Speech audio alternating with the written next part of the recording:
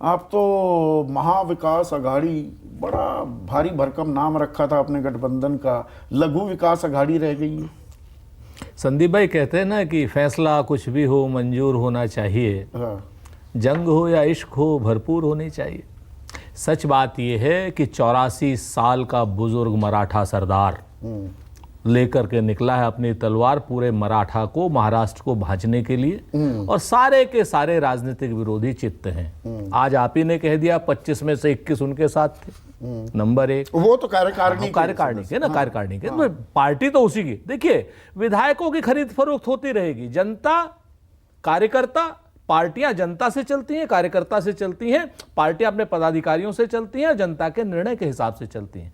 विधायकों के हिसाब से नहीं चलती पार्टियां, विधायकों के हिसाब से तो अब इसीलिए आप ही के खेमे में सारी सेंधमारी कैसे होती है? वो इसलिए हो रही है ना, मैं आपको बताऊं है क्या, कि पहले भारतीय जनता पार्टी आरोप लगाएगी। जैसे उन्हें संदीप चौधरी सुकेश भाई को चाहिए तो पहले इनके ऊपर आरोप लगाएंगे कि ये लोग बहुत बेईमान हैं, बहुत भ्रष्ट हैं। फिर ये इसी कैबिन में आकर के ईडी आ जाएगी, ईडी को कुछ नहीं मिलेगा, सीबीआई आ जाएगी, आईटी आ जाएगी, और करके आपके ऊपर 100 करोड़ का घोटाला लाद देंगे कि आज जेल गए, परसों जेल गए, कल जेल गए। ऐसा माहौल बना देंगे आप ही के साथी मीडिया द्वारा कि साहब ये तो गए।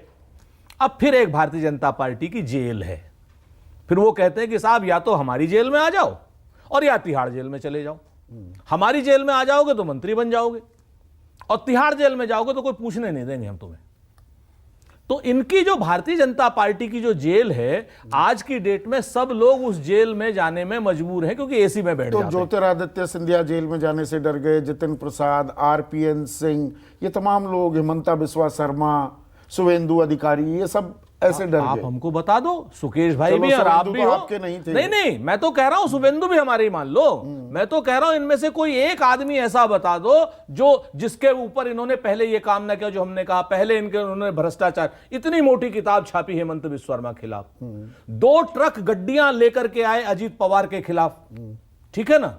ज्योतिरादित्य के, सुनील जाखड़, अरे सुनील, कुलदीप बिश्नोई, देखो मैं आपको बता, कुलदीप बिश्नोई के खिलाफ भी वही चीज। आप बताओ, सुनील जाखड़ आपके साथ ये बीमारी क्यों है? देखो ईमानदारी से मैं नहीं बोलने वाला, जो सही बात है, लेकिन हाँ, बाकी सबके खिलाफ पहले तो ये 2-2 गड्डियां लेके आते हैं, फिर उनको कहते हैं ईडी, फिर सीबीआई, फिर आईटी, और उसके बाद कहते हैं भैया जेल चलो, तिहाड़ चलना है कि हमारी जेल। खेमा मजबूत होता दिख रहा था, फिर से बिखराव की, असमंजस की स्थिति पैदा हो गई है क्या?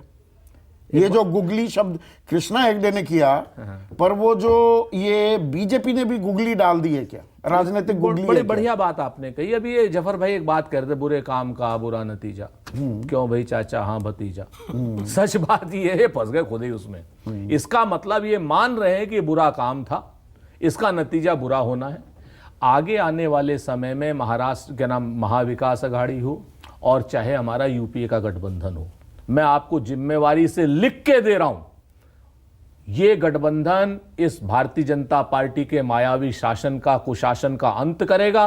कोई इनके माथे पे तीर मारेगा, कोई भुजाओं पे तीर मारेगा, कोई जंघाओं पे तीर मारेगा, और राहुल गांधी नाभि पे तीर मारेंगे। इनका अंत तय है। हाथ पांव तो थोड़े आपके भी फूलने लगे हैं ना, अब वो जो महीनों से, सालों से मैं कहूं, राजस्थान में वो 36 का आंकड़ा चल रहा था, अब वो जी सुलझाने का दावा आज आप करते दिखे। ये देखिए, बहुत बढ़िया आपने बात कही। हम तो हमेशा कहते हैं कि हमारी कांग्रेस के अंदर स्वस्थ लोकतांत्रिक परंपरा है, और उसमें मतभेद और गुटबाजी स्वस्थ लोकतांत्रिक परंपरा का एक हिस्सा होती है। आप भी मानते हो, आपने भी पत्रकारिता में पढ़ा होगा, सुकेश भाई ने भी पढ़ा होगा। हमारे यहां मनभेद जैसी स्थिति नहीं है। घर संभालने की नौबत आ गई ना, सुन लीजिए, टीएस सिंहदेव को उप मुख्यमंत्री बनाना पड़ गया। ना बनाए, क्यों ना बनाए, भाजपा बनाएगी। 4 महीने पहले चुनाव से, चाहे हम 4 महीने पहले बनाए, चाहे 4 दिन पहले, 4 साल से वो गला फाड़ते कह रहे थे, या 2.5 साल की बात हुई थी। सुनिए संदीप भाई, आप बताओ, सूत न कपा जुलाहम लट्ठम लट्ठी। जब टीएस सिंहदेव बाबा साहब को प्रॉब्लम नहीं है तो बाकी लोगों को क्या प्रॉब्लम? अब वो 4 महीने के लिए, ये तो हमारा प्रोवोकेटिव है ना, कि हमने किसको बनाया, हमारा प्रोवोकेटिव, हमने मतभेद तय कर दिए। खुशी होनी चाहिए। भारतीय जनता पार्टी के तरीके से हम डेडवुड थोड़ी हैं कि जो नरेंद्र मोदी ने कहा खाता ना भाई, जो मोदी जी कहे वो सही, खाता ना भाई जो अमित शाह कहे वो सही। इनके यहां नोटों के सूटकेस के बंडल लेकर के भारतीय जनता पार्टी के तो जेल में जाओ और या तिहाड़ की जेल में जाओ। आप अगर इस चीज को नहीं आप देख रहे हैं, हमारे यहां है मतभेद, हम तो कहते हैं और हमने सुलटाए, और ये हमारे लिए मजबूती की बात है। सुकेश भाई भी तय करेंगे और आप भी तय कर लो। ये मजबूती की बात है, कमजोरी की बात हम बात करते हैं। पर संख्या के लिहाज से 15 जो दल मिले थे जी। उनमें से एक तो खैर वो कहने के लिए ही मिले, परेशान दिखे ज्यादा। मैं अरविंद केजरीवाल की बात कर रहा हूँ। 17-18 को बेंगलुरु में वो कुनबा बढ़ेगा, या दरअसल बीजेपी कुनबा बढ़ाती दिख रही है। 18 तारीख को एनडीए की उसी टाइम एक बैठक बुलाई है, उसमें जेडीएस भी, टीडीपी के चंद्रबाबू नायडू भी, चिराग पासवान, साथ में सुखबीर सिंह बादल हो सकते हैं। अब सुनिए सर, इस पर भी हम लोग तो बड़े साफ कहते हैं कि अपना तो घर फूंक लिया लिए पलीता हाथ में, और उसका भी घर फूकेंगे जो चले हमारे साथ में। हम लोग ऐसे लोग हैं, अगर आपको जनता खुद तो डूबे दूसरों को भी डुबोगे। अगर आपको जनता की लड़ाई लड़नी है तो ईडी, सीबीआई और इनकम टैक्स से डरना बंद करना पड़ेगा। जो लोग भी ईडी, इनकम टैक्स और सीबीआई से के डर से बाहर हैं, उनका कुनबा बढ़ेगा, हमारा कुनबा बढ़ेगा। भारतीय जनता पार्टी आज की डेट में बहुत बुरे दौर से गुजर रही है, हताशा के, निराशा के, नरेंद्र मोदी जी के ऊपर अविश्वास के दौर से गुजर रही है। आज भारतीय जनता पार्टी 10 दिन इन्होंने कर्नाटक में रैलियां करी, अपने नाम की फोटो भी छपाई, अपने नाम का वो भी किया। यहां से 300 ट्रक बताते हैं दिल्ली से फूलमाला भी गई थी। उसके बाद भी नरेंद्र मोदी जी 10 दिन रहे, मणिपुर जलता रहा, सैकड़ों लोग मारे गए, लेकिन नरेंद्र मोदी जी वहां चुनाव में लगे रहे, मुंह की खाई। अभी चुनावी मुद्दे तो अभी तो सुनिए सर, एक छोटी सी बात सुन लीजिए। आपको बता दूं, नरेंद्र मोदी जी और भारतीय जनता पार्टी के समर्थक लोग मीडिया में भी कैसे दिखा रहे, मांझी आ गया साथ में, साहनी आ गया साथ में, फलाना आ गया साथ में। अरे भाई, ये मांझी सहानी कहां से, इनको क्या कहा, इनके पास है क्या? आगे आने वाले समय में आप देखिए। नहीं सुरेंद्र जी, उन पे बहुत टिप्पणी कर दी। 10 सेकंड के लिए मैं इनसे पूछ देता हूं। अरविंद केजरीवाल पटना में थे जी, थे। क्या 18-17-18 को जो आपकी बैठक है उसमें अरविंद केजरीवाल को न्योता दे रहे हैं आप?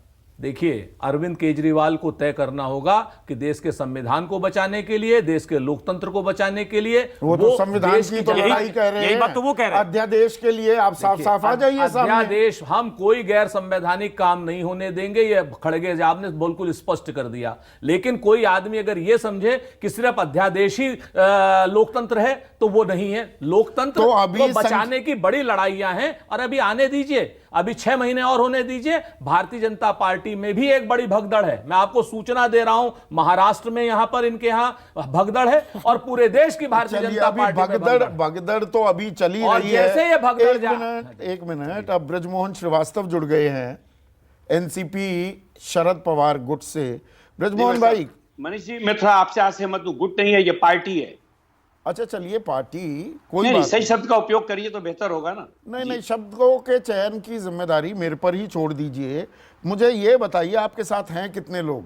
आज आपने राष्ट्रीय कार्यकारिणी में वो 9 विधायकों को जिन्होंने शपथ ली निकाल दिया बाकायदा। सुनील तटकरे, प्रफुल्ल पटेल को 21 लोग आए 25 में से, वो सारी जानकारी मैं दे चुका हूं। आपके पास कितने विधायक हैं? सवाल तो वहां अटका हुआ है।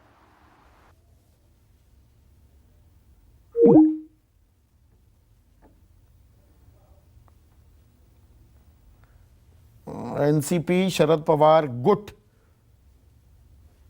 टेक्निकल प्रॉब्लम्स आ जाती हैं। दूसरे प्रवक्ता जुड़े हैं सुकेश, और टेक्निकल प्रॉब्लम, तकनीकी दिक्कतें और कानूनी दिक्कतें अभी हावी रहने वाली हैं महाराष्ट्र में। पर महाराष्ट्र से अब अखिल भारतीय स्तर के परिप्रेक्ष्य में अगर मुद्दा उठाया जाए, और इसमें एक भ्रष्टाचार के खिलाफ लड़ाई, एक जो जंग का ऐलान किया था प्रधानमंत्री मोदी ने, वो जंग, वो गारंटी कि घोटालेबाजों के खिलाफ सख्त से सख्त कार्रवाई करूंगा, और इसमें अडानी का मामला और बहुत सारे मामले जुड़े हुए हैं।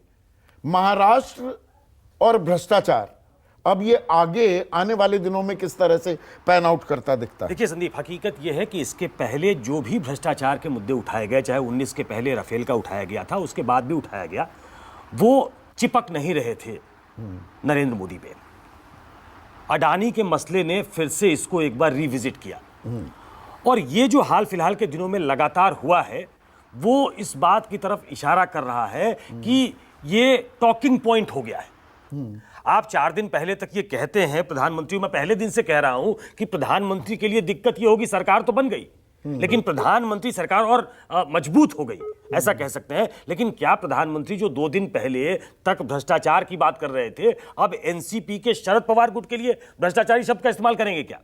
ये एक ऐसा मुद्दा है जो लोगों के मन में आएगा, वो अपोजिशन की तरफ से ग्रिल करके अंदर डालने की कोशिश भी होगी कि इनका भ्रष्टाचारियों और परिवारवादियों से संबंध हो सकता है, अगर इनके साथ हो तो वो बड़े अच्छे हैं। ये एक टॉकिंग पॉइंट होगा। अब इस नैरेटिव को कौन कितना बिल्ड करता है और इसी को लेके पर्कुलेट करके क्या जनता तक ले जाता है, क्या उसमें सफल होता है, क्या इस पे बहुत कुछ डिपेंड करेगा। आपने परिवारवाद भी जोड़ दिया।